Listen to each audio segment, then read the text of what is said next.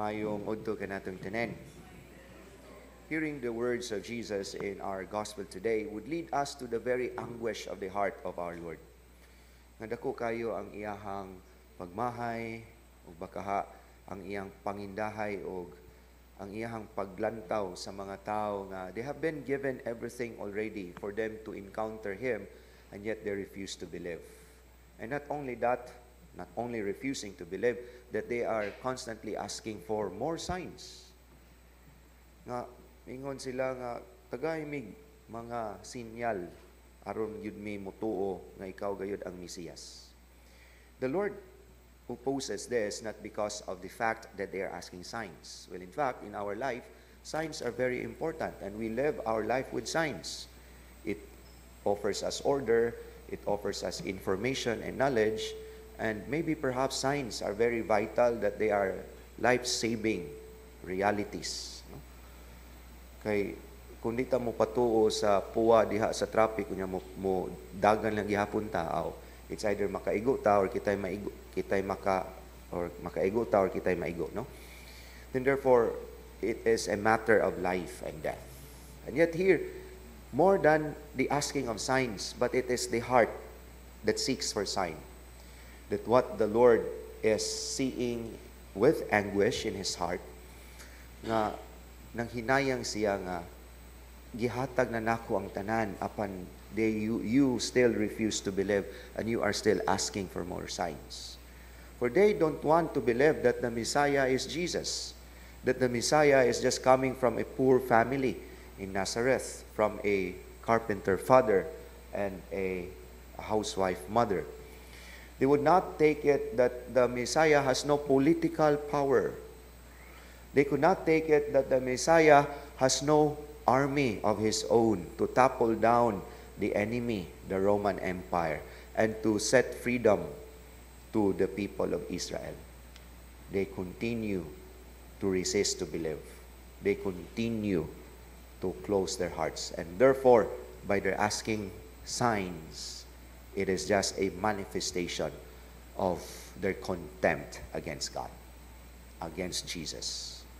And here, we can also associate this in our own life.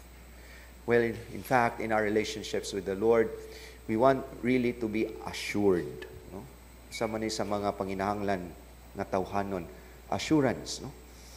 Sama ni Inday nga nay uyab nga ganahan lagi siya ma-assured nga higugmaon siya ni Dudong ug dadon siya sa altar diha sa kaminyoon ug dili sa laing lugar, no? And we need this. Human as we are, we need this assurance. And here, the Lord wants to give them, not exactly on the way they want it. Okay, for them, the assurance that Jesus is the Messiah is for them to witness spectacular things. And yet, this is not how God will work. And the manner itself is already erroneous because they want to pattern God's works according to their own. Well, in fact, it should never be like that. We should be open on how God works for us, and not us wanting and asking God, conforming, letting God to conform our own ways, and not us wanting to understand the ways of God. Kaya usahay sa itong kinabuhi, ganahan ta nga ang Ginoo mo padayag sa mga pamaagi nga gusto ta mahitabo sa itong kinabuhi, no? We are creating our own gods, but we are not letting God to be the God in our lives. We are not creating relationships. We are creating expectations. We are not creating a kind of a relationship that is nourishing, but we are creating a sort of a relationship that is only a one-way process. Ako'y may masunod. Wa kay angay nga isulti kay ako'y may masunod na ining tanan, no? And that is the kind of how we relate with God. And here the Lord wants us to realize that there have been a lot of signs, and all the signs are proofs that I am indeed the Messiah. And even there is someone greater than all the signs that you have witnessed. Greater than Solomon here, greater than Jonah here, and they did not recognize that it is Jesus. And that is what we miss. if we are creating a kind of God on our own patterns of understanding and whims and wishes, we will surely miss God. We will surely miss His miracles for us.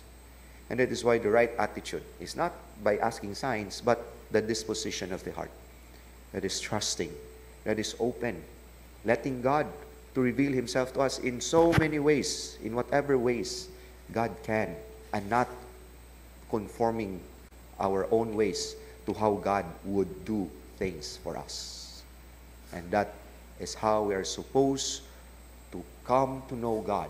That is how we are supposed to know His very self, by opening our hearts and let God to reveal Himself to us, and not us wanting God to conform our own ways and means. Amen.